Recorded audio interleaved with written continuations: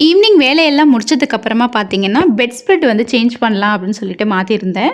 அதுக்கப்புறம் dinner ready பண்ண start பண்ணிட்டேன். இன்னைக்கு டின்னருக்கு பார்த்தீங்கன்னா, ராகி அடை தான் வந்து ரெடி பண்ணியிருந்தேன். பொதுவாவே ராகி அடையில வந்து முருங்கைக்கீரை கொஞ்சம் அதிகமா சேர்த்து பண்ணும்போது ரொம்ப டேஸ்ட்டாவும் இருக்கும், ரொம்ப ஆரோக்கியமாவும் இருக்கும்.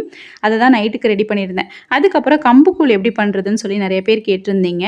அதுக்கு வந்து 1 கப் அளவுக்கு கம்பு, கேழ்வரகு 2ம் மிக்ஸ் பண்ணிட்டு 1 கப் அளவுக்கு எடுத்து ஒரு 4 மணி நேரம் ஊறுச்சு அப்படின்னாலே போதும். ஊற வச்சதுக்கு அப்புறமா நல்ல ஒரு மிக்ஸி ஜார்ல சேர்த்துட்டு கொழ கொழ கொழன்னு இல்லாம கொஞ்சம் கொரகொரப்பா வந்து அரைச்சு எடுத்துக்கோங்க. அப்பதான் கூழுக்கு நல்லாயிருக்கும். இப்ப வந்து 1 கப் அளவுக்கு நான் கம்பு எடுத்தேன் இல்லையா? அதுக்கு வந்து 4 கப் அளவுக்கு தண்ணி சேர்த்துட்டு நல்லா கொதிக்கிற கண்டிஷன்ல இருக்கணும் தண்ணி. அந்த ஸ்டேஜ்ல நம்ம அரைச்சு வச்ச அந்த கூழ் இருக்கு இல்லையா? அத வந்து கொஞ்சம் கொஞ்சமா சேர்த்து அடி பிடிக்காம கிண்டிட்டே இருக்கணும்.